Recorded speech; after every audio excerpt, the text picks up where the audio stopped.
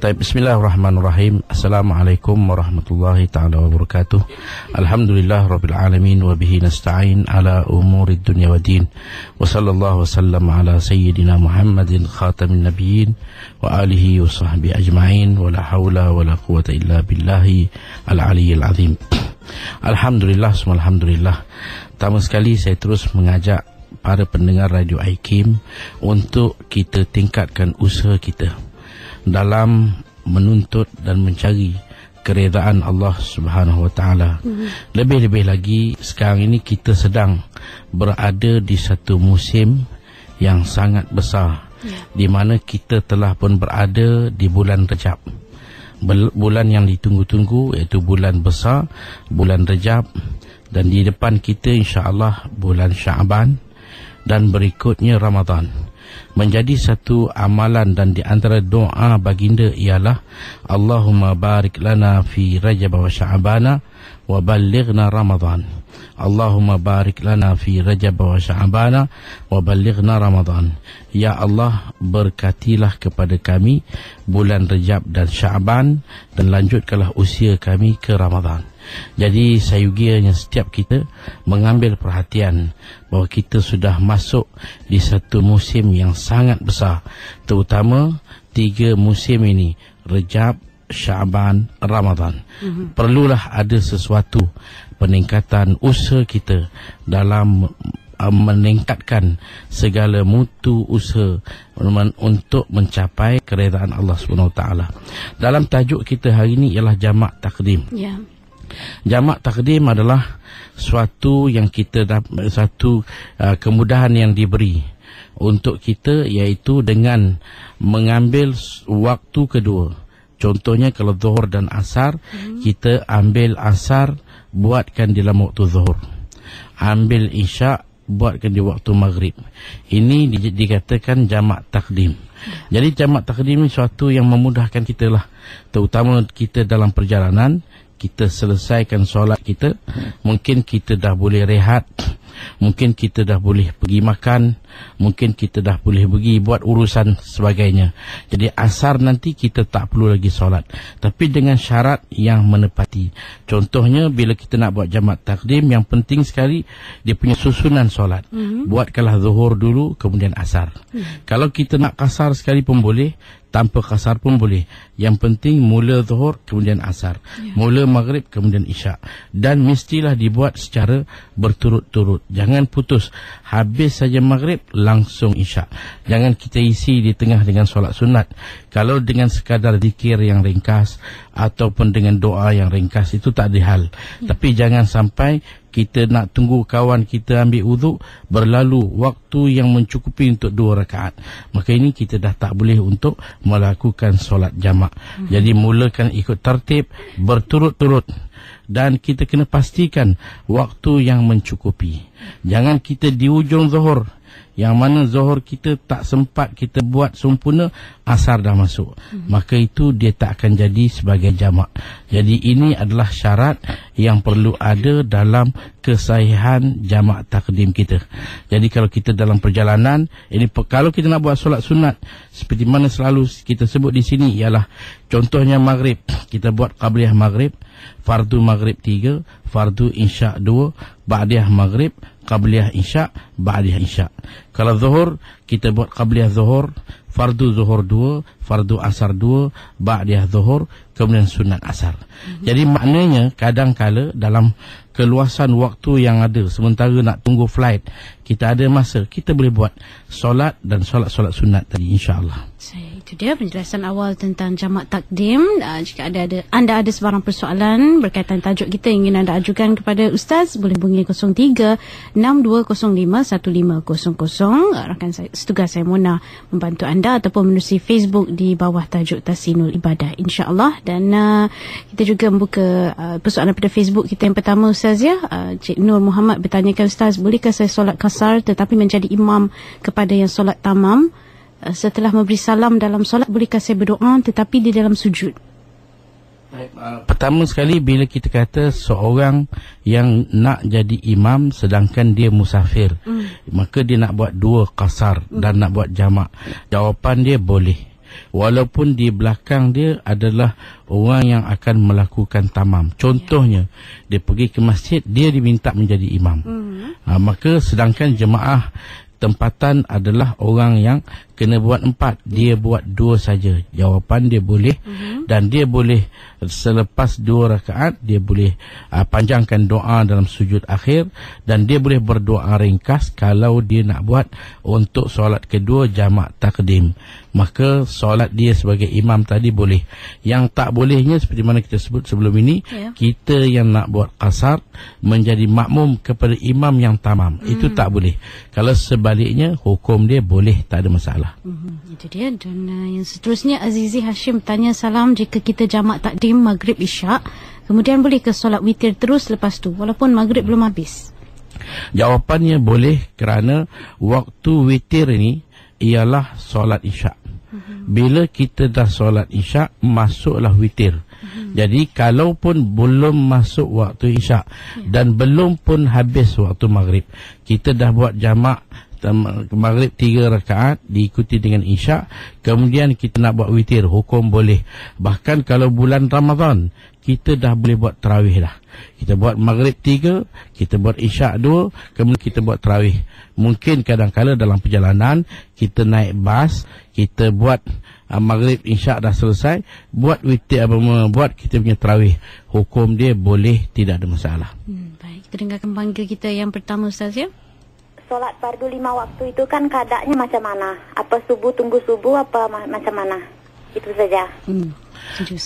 Untuk mengqadhakan solat-solat yang telah terluput dahulu, dia tak semestinya pada waktu yang sama. Kalau kita tertinggal zuhur, tak semesti kita qadha di waktu zuhur. Kalau kita tertinggal asar, tak semesti kita buat di waktu asar. Kita boleh buat yang siang di waktu malam, atau yang malam di waktu siang. Di waktu mana pun boleh. Lepas asar pun boleh kita buat subuh, lepas subuh pun boleh kita buat qadha isyak. Yang penting kalau siang kita baca perlahan, kalaupun itu adalah maghrib isyak, dan malam kita baca nyaring, kalaupun itu zuhur dan asar. Baiklah, dan ini pula Cik Saidu bertanya, Ustaz, jika saya balik kampung dan jamak serta qasar, kemudian ada saudara meninggal, jadi saya solat zuhur 4 rakaat, kemudian solat jenazah, kemudian baru jamak solat asar 4 rakaat. Sah ke solat saya tu, Ustaz? Di sini jamak, kalau lah itu jamak takdim, jawapannya tak sah. Kalau katakan waktu itu waktu zuhur, kita solat dengan berjemaah 4 rakaat, datang jenazah, kita buat jenazah, kemudian kita nak buat asar, hukum dia tak boleh. Sebab apa? Sebab jamak takdim menuntut berturut-turut. Habis saya zuhur terus diikuti dengan asar. Tapi kalau sebaliknya, katakanlah jamak takhir, maka kita buat zuhur, katakanlah waktu asar, kita buat zuhur, sebelum nak buat asar datang jenazah, kita buat sembahyang jenazah, kemudian kita buat pula asar, hukum dia boleh. Atau sebaliknya, kita buat asar, sembahyang jenazah, kemudian kita buat zuhur, hukum dia boleh. Kerana dalam solat jamak takhir ini, tertib adalah sunat, bukan wajib. Seterusnya, Ustaz, boleh ke orang yang bermusafir melakukan solat jemaah zuhur kemudian buat jamak takdim asar?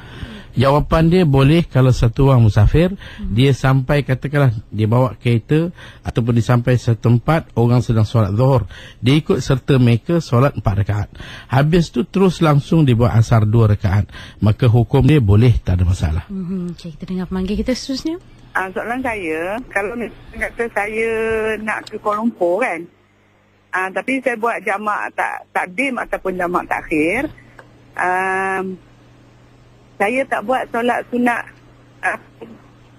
sebelum dan sunat selepas. Saya cuma jamak je waktu zuhur dengan asar. Boleh atau tidak?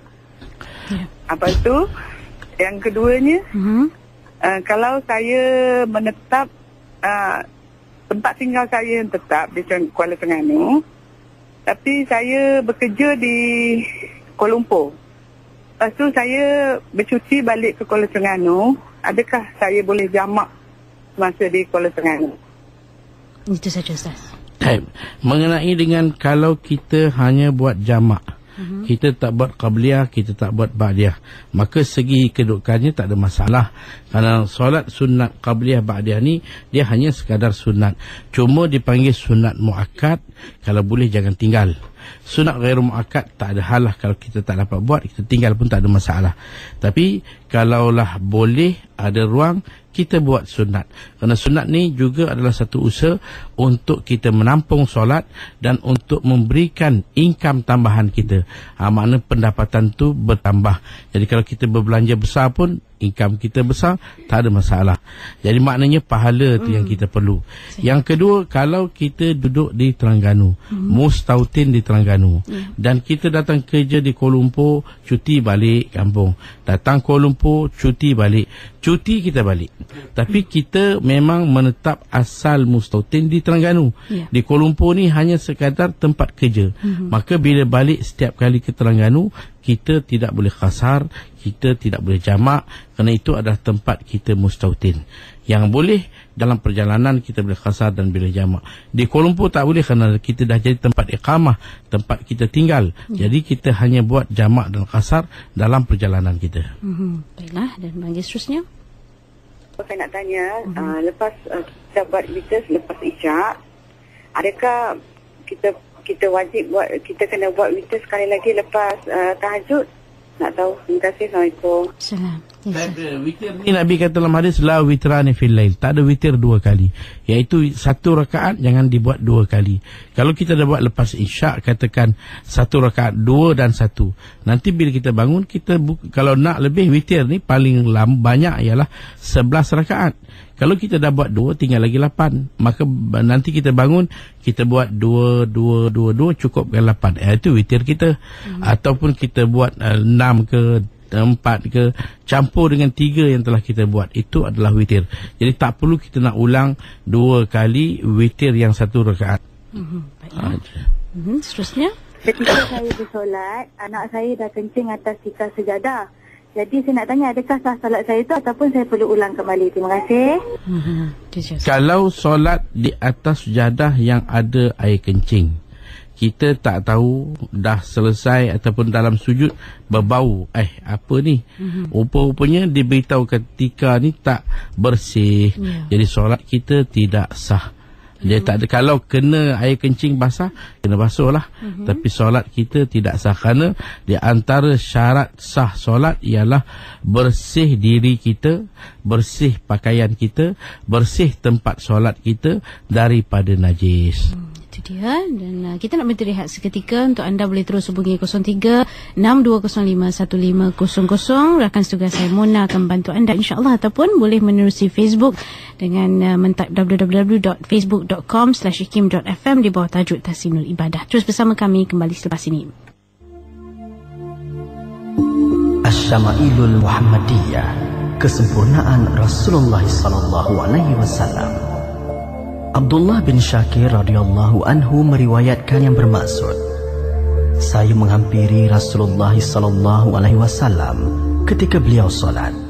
Sementara dari dada baginda terdengar suara seperti suara wadah air yang mendidih, disebabkan oleh tangisan baginda. Hadis riwayat Tirmizi, Abu Daud, Nasa'i dan Ahmad. IKIM FM, pilihan utama anda. Kembali bersama, kita masih lagi bersama dalam rancangan Tahsinul Ibadah, dan bersama dengan Ustaz Fazli berbicara tentang jamak takdim pada pagi ini. Dan kita sambung lagi persoalan-persoalan daripada rakan-rakan kita, baik menerusi menerusi Facebook ataupun talian kita. Ada satu soalan Ustaz yang masih lagi mohon pencerahan berkenaan perbezaan antara solat jamak kasar untuk takdim dan takhir. Kalau dalam musafir, bilakah waktu kita memasang niat tu Ustaz? Silakan.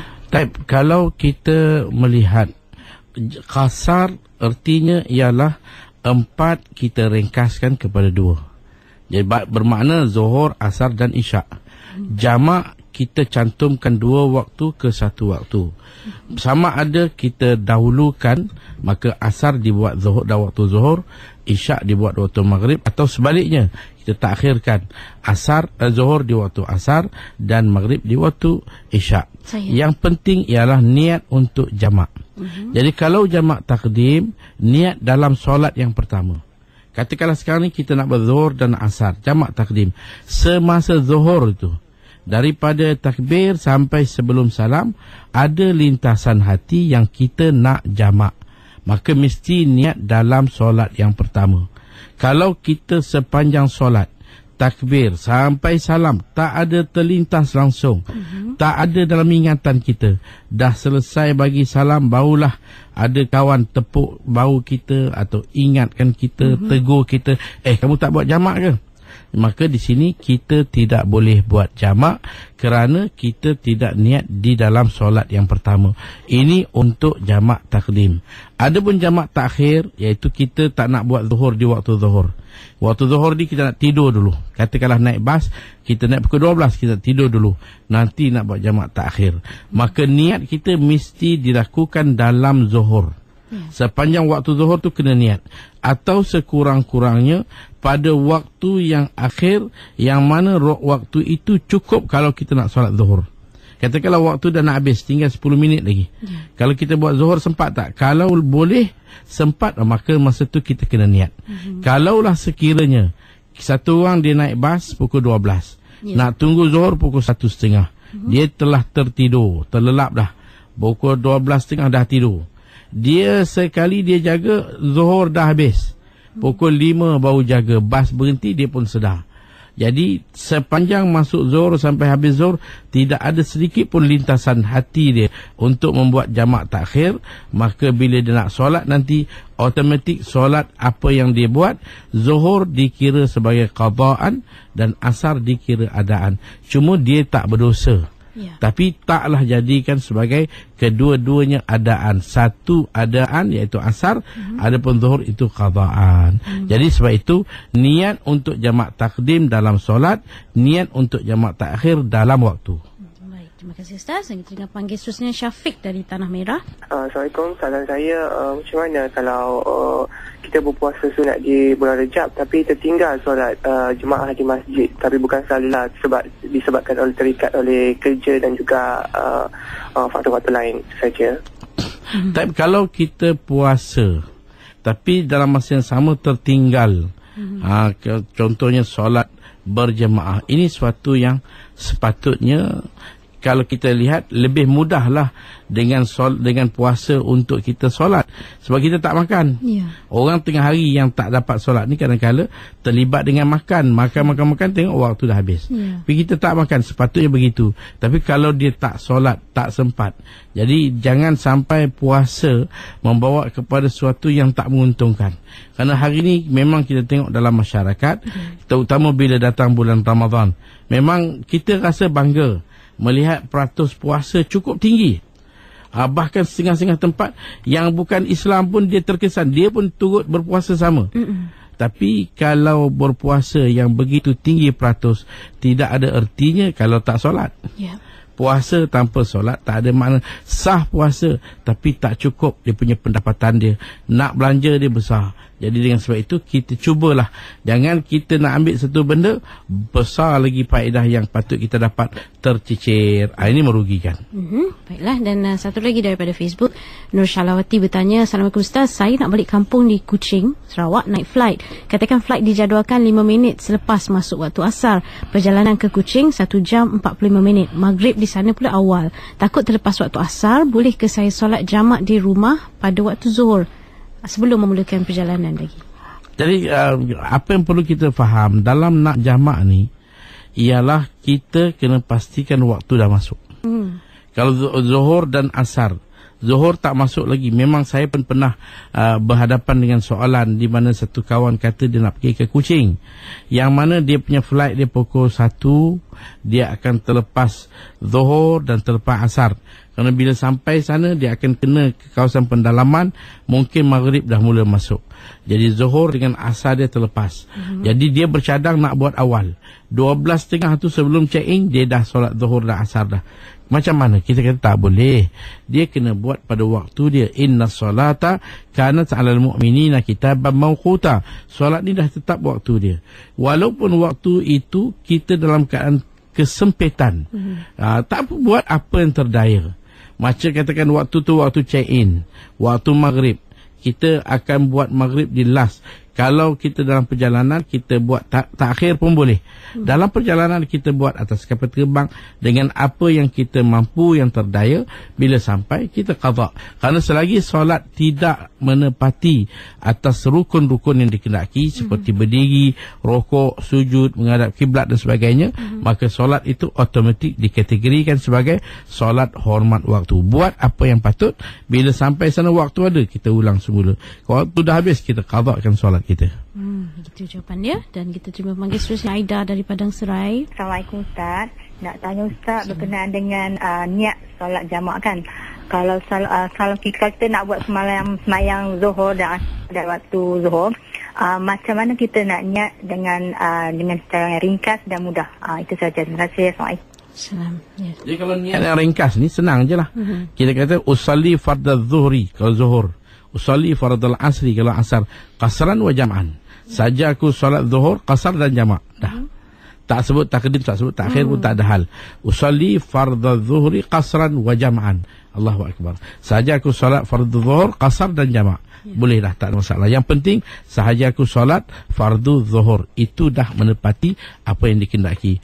Kemudian kita sebutlah jamak dan qasar, jamak takdim ke jamak takhir ke, boleh, tak ada masalah. Ya, dan seterusnya Hafizi dari Putrajaya. Assalamualaikum Ustaz. Okey, saya Hafizi ya. Okey, soalan saya, semasa solat saya keliru sama ada sudah membaca surah Al-Fatihah atau belum. Lalu saya membaca surah Al-Fatihah. So saya nak tanya, adakah saya dikategorikan telah menambah rukun dalam solat? Itu saja saya. Assalamualaikum. Waalaikumsalam. Kalau kita sedang solat, memang gangguan ini selalu berlaku. Kita dah buat, kita rasa macam belum buat. Kita dah buat 4, rasa macam masih 3. Kita dah baca Fatihah, rasa macam belum baca. Jadi apakah keadaan jalan penyelesaian dia? Jalan penyelesaian dia ialah bila kita rasa aku dah buat atau belum. Jawapan dia belum. Kita jangan mengambil masa yang lama untuk mendapatkan jawapan sehingga termenung kita tu fikirkan lama. Tak sekaligus terus kita potong. Kita kata saya dah baca Fatihah atau belum. Selagi belum ada jawapan, terus kata belum dan baca Fatihah kita. Maka kalaulah kita dah baca habis, rupanya 2 kali Fatihah, maka tak ada masalah. Rukun qauli kalau diulang maka dia tidak membatalkan. Cuma jangan ulang rukun fi'ali. Dengan sengaja batal, tak sengaja tidak batal.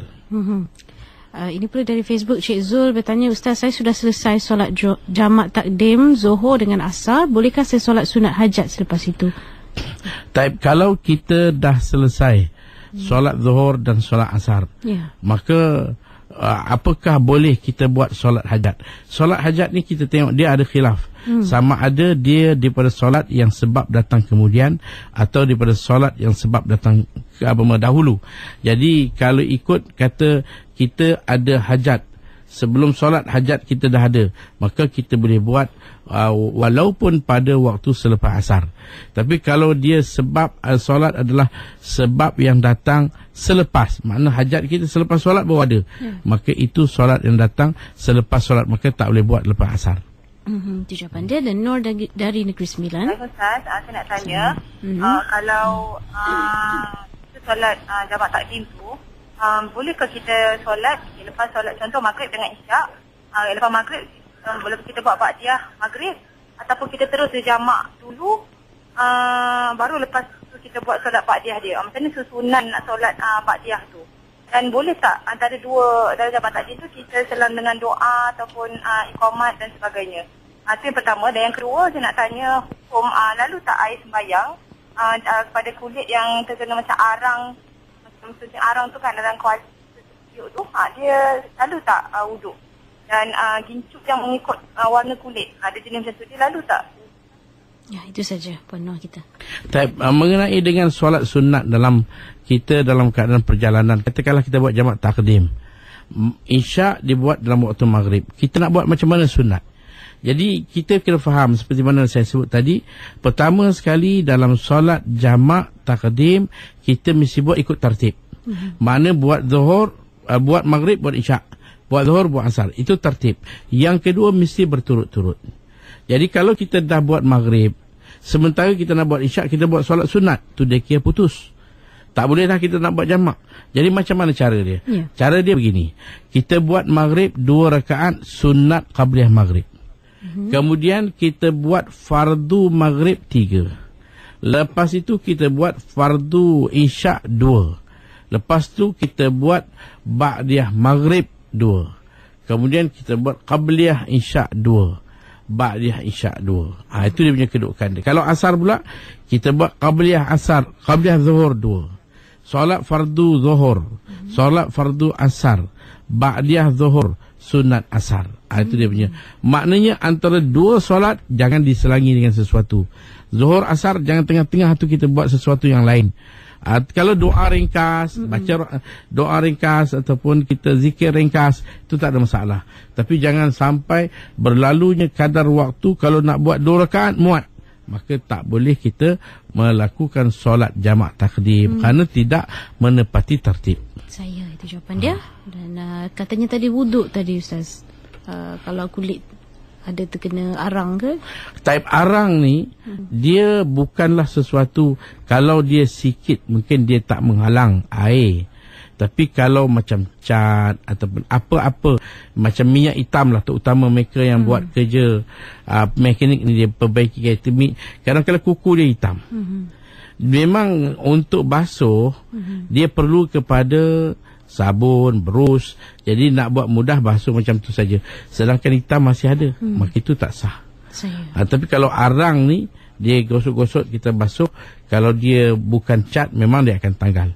Maka wuduk kita sah, tak ada masalah. InsyaAllah. Dan seterusnya Muhammad Nur dari KL. Saya pulang daripada Seremban. Sebelum saya singgah dekat rumah, saya nak buat jamak di rumah kawan saya, tapi dalam kawasan taman yang sama. Boleh tak? Itu saja. Kalau dalam taman yang sama di tempat kita tinggal, jawapan dia tidak boleh. Kita mesti buat jamak dan qasar di luar daripada kawasan kita. Kalau kawasan kita hanyalah satu kampung yang ada 100 biji rumah, keluar daripada kampung itu. Kalau taman yang ada 1000 biji rumah, keluar daripada 1000 biji rumah. Kalau kota raya yang lebih pada ribuan biji rumah, keluar daripada ribuan biji rumah, barulah kita boleh qasar, barulah kita boleh jamak. Baik, itu jawapan Ustaz. Dan seterusnya Azizi dari Pahang. Saya nak tanya, macam mana kalau kita nak memulakan musafir ni, sebenarnya bila kita boleh start jamak dan qasar ni, adakah setelah keluar daripada rumah ataupun keluar daripada kampung dan qaryah tu macam mana? Dan begitu juga semasa kita tamat musafir, bila kira tamat tu, adakah sebelum sampai rumah ke ataupun setelah masuk qaryah kita? Okey, terima kasih. Sama, itu dia. Tamat musafir tu Ustaz. Soalan ni sebenarnya dah berulang, tapi sekali lagi saya nak sebut, mulanya kita nak qasar atau jamak, kita mesti keluar daripada kawasan kita. Dan begitu juga bila kita tamat safar, bila selagi mana kita berada di luar kawasan, kita masih belum tamat. Kalau dah sampai dekat Sungai Besi, habis, dah tamat dah. Tak boleh kita qasar, tak boleh jamak. Bagi mereka yang duduk di Kuala Lumpur. Dan seterusnya daripada Facebook, Zul bertanya, saya berulang alik dari rumah ke tempat kerja setiap hari sejauh 120 km. Bolehkah saya buat solat jamak dan qasar? Jawapan dia boleh, tak ada masalah. Tapi kira jarak. Jangan Kuala Lumpur ni, kalau kita duduk di ujung Selayang, kita kerja dekat Seremban ataupun dekat PD, itu tak cukup. Dekat Port Dickson kita pergi kerja, duduk Selayang sampai ke Port Dickson, ataupun duduk Selayang ujung di Seri Gombak, kerja dekat Morib ataupun dekat PD, itu tak cukup. Walaupun jarak lebih, kerana kita duduk dalam Kuala Lumpur yang besar, maka kena keluar ujung Kuala Lumpur. Ujung kita keluar sampai ke Morib, sampai ke Seremban, sampai ke PD, tak cukup pun 82 km, maka itu tak boleh kita qasar, tak boleh kita jamak. Baik, itu jawapannya. Dan kita ambil pemanggil seterusnya, Fiza dari Ceras. Saya nak bertanya, saya sudah berkahwin. Jadi saya duduk di sebelum kahwin saya duduk di Perak. Lepas berkahwin saya duduk di Ceras. Jadi sekarang ni saya nak tanya, kalau saya balik ke kampung macam Sabtu dan Ahad, saya perlu ke buat jamak sepanjang 2 hari di kampung tu? Itu saja, terima kasih. Kalau kita dah kahwin, isteri ni selalunya bila dah kahwin dia akan ikut suami. Kalaupun kampung dia Perak, suami dia Terengganu katakan, dia akan jadi kampung dia Terengganu. Dia ikut mana suami raya, suami kata kita balik rumah mak dia lah Terengganu, maka kena ke sana. Kita nak balik ke Perak ni, ada kalau suami kita tak boleh lah. Jadi kita dah jadi ikut suami. Mana suami tinggal, situlah tempat kita.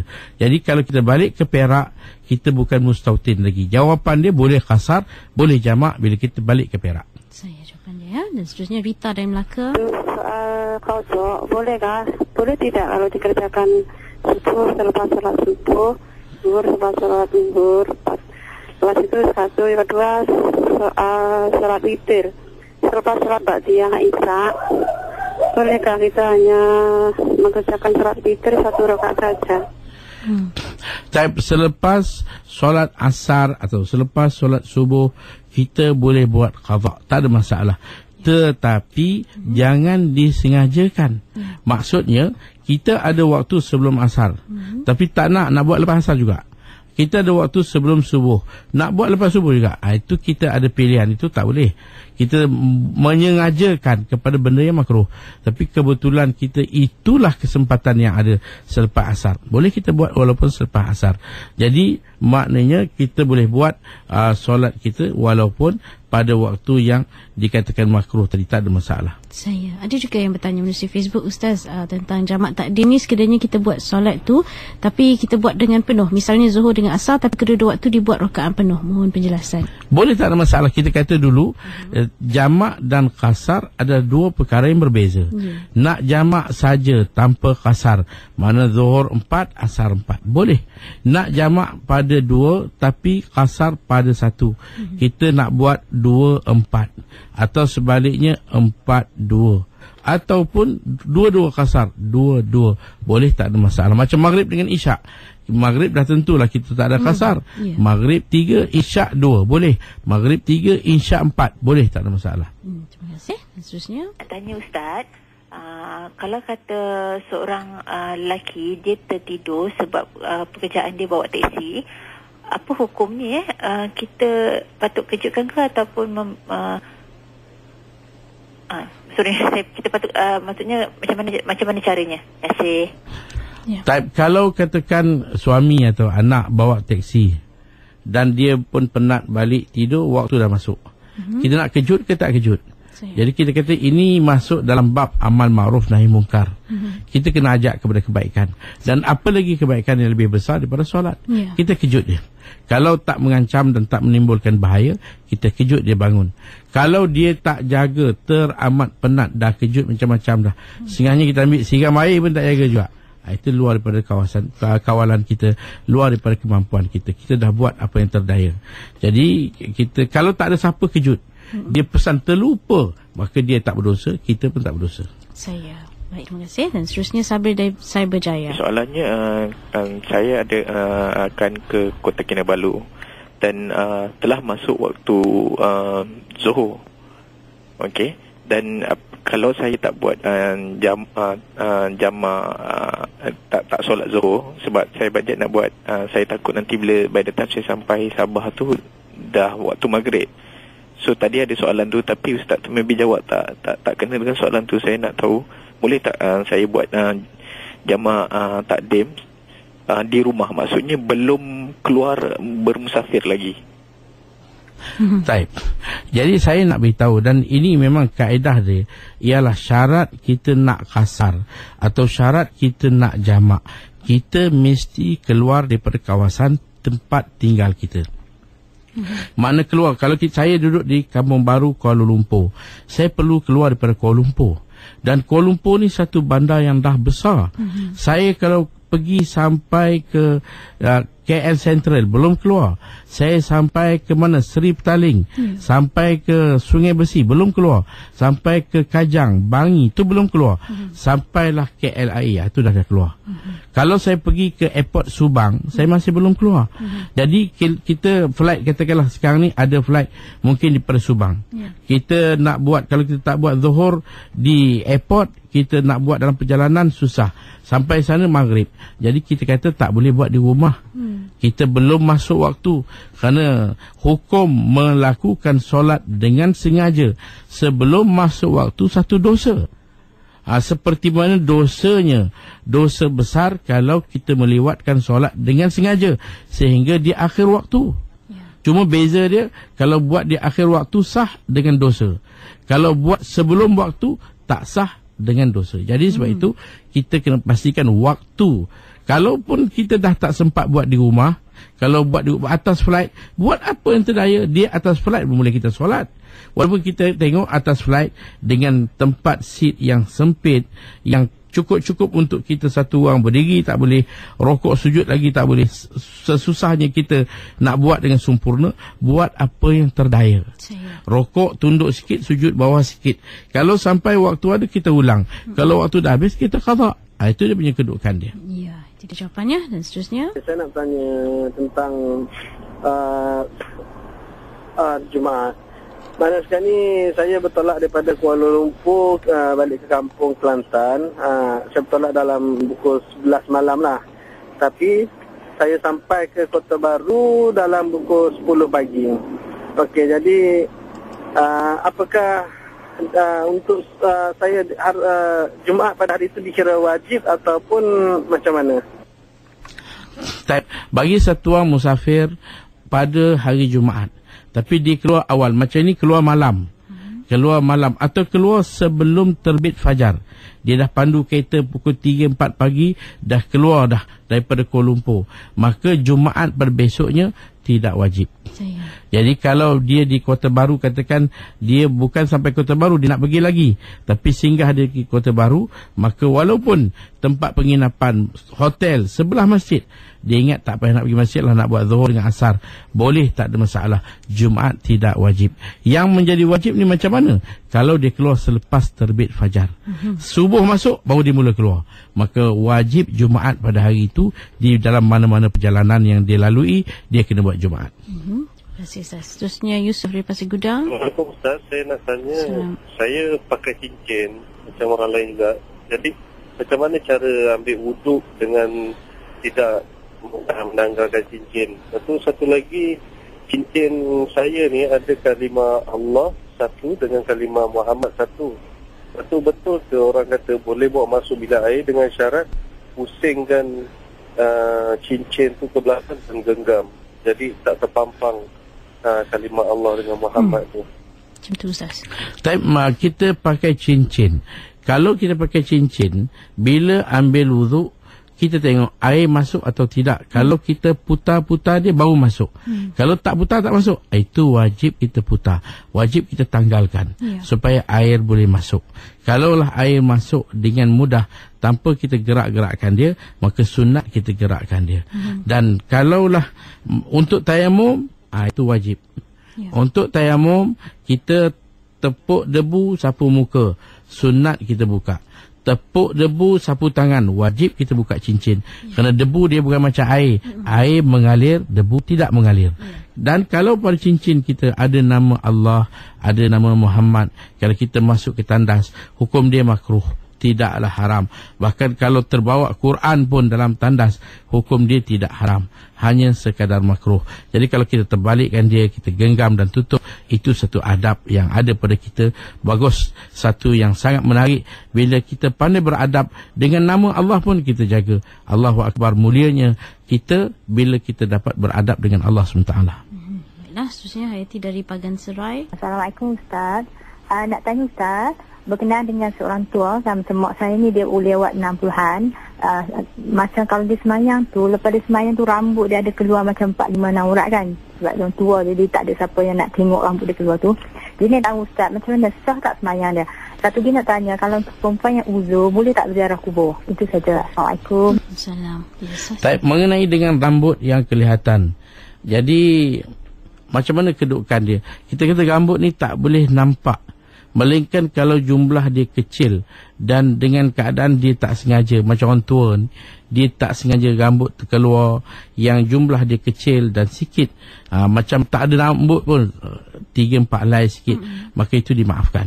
Tapi kalau banyak keluar, tak boleh, kerana tak sah solat. Jadi adapun bagi orang perempuan yang uzur nak ziarah kubur, hukum dia boleh, tak ada masalah. Kerana kubur dia bukan macam masjid. Masjid orang uzur tak boleh masuk. Sekadar nak lintas boleh. Nak duduk dalam masjid, hukum dia tak boleh. Jadi kalau kubur tak ada masalah, boleh. Cuma kita kena kawal perasaan. Jangan nanti kita tak boleh nak kawal. Kerana bila kita pergi kubur, terutama kubur suami, kubur anak, sampai kita teringat kisah-kisah silam, membuatkan kita meronta, menangis, sampai hilang kawal diri, itu sepatutnya jangan kita pergilah. Kalau kita tak boleh nak kawal diri kita. Saya, insyaAllah. Dan seterusnya Khairul dari PJ. Saya nak tanya pada Ustaz. Assalamualaikum Ustaz. Soalan saya, bagaimana cara kita solat di dalam kenderaan? Dan perlukah kita berwuduk dahulu sebelum kita solat di dalam kenderaan tu? Ya. Itu saja. Solat dalam kenderaan ni ialah solat sunat. Solat fardu tak boleh. Solat fardu kita kena turun di bawah. Melainkan kalau atas kapal terbang nak turun bawah macam mana? Atas kereta api nak turun bawah pun tak boleh. Atas kapal laut nak turun bawah, dasar laut tak boleh. Jadi sembahyang kat mana pun boleh. Tapi kalau kita macam biasa memandu, bawa motor, bawa basikal, maka bila kata bawah tu pergilah masjid, surau ke solat. Tapi kalau untuk solat sunat atas kenderaan boleh, tak ada masalah. Tapi kena ada wuduk. Kita katakanlah nak pergi ke satu tempat, kita nak buat solat sunat, kita ambil wuduk siap, kita masuk dalam kereta, kita hidupkan enjin, kita pun baca bismillah, kita jalan kereta, kita takbir Allahu Akbar, pegang steering jalan. Masuk minyak, tekan masuk gear, tekan brake, horn dan semua. Jangan bercakap aja. Maka rokok tunduk sikit, sujud bawah sikit. Jangan bawah sangat, jatuh parit nanti. Jadi kita agak sederhana dan teruskan solat kita. Sama ada membelakangkan kiblat atau menghadap kiblat, yang penting arah kita betul. Jangan kita nak pergi ke, macam contoh, saya duduk Kampung Baru, saya nak pergi ke Masjid Negara, tapi saya ambil jalan Gombak. Itu tak betul. Tapi kalau memang itulah jalan yang patut dilalui, maka walaupun terpaksa membelakangkan kiblat, hukum solat saya sah, tak ada masalah. Kita ambil satu dua pemanggil terakhir kita. Cik Yusof dari Singapura. Saya nak tanya, bagaimana kalau saya terlepas macam sembahyang subuh kalau fajar tu taruh pukul 7, selepas tu pukul 7 5 minit tu boleh tak kita macam qada ataupun nak tunggu sampai pukul 8? Itu soalan saya. Terima kasih. Assalamualaikum. Kita tengok keadaan dia macam ni. Kalau kita tertinggal solat, kita tidurlah, maka ini tidur. Nabi kata laisa fi naumin tafrid. Tidur ni bukan suatu yang kita kata atas kecuaian kita. Memang suatu keadaan yang tak dapat dikawal. Kita tak boleh kawal. Kita tak boleh masa tidur nak jaga bila-bila masa. Mungkin kalau kita dah berumur, kita bunyikan jam boleh jaga. Tapi kalau dah penat, kita tak boleh nak kawal.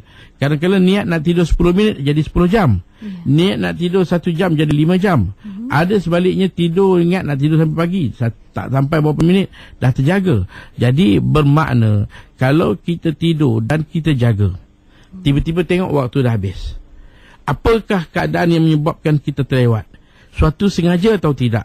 Kalau dia kata saya memang tak sengaja, maka kalau itu jawapan dia, kita kata elok sunat awak segerakan qada. Mana kalau awak boleh sekarang ini, awak pergi ambil uduk dan solat, itu sunat. Kalau dia kata nantilah saya tengah hari nak qada, hukum dia tidak berdosa.